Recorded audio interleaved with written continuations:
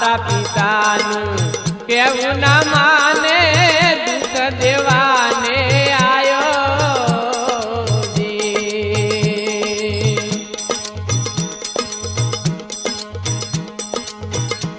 हाँ माता पितानु केवु न माने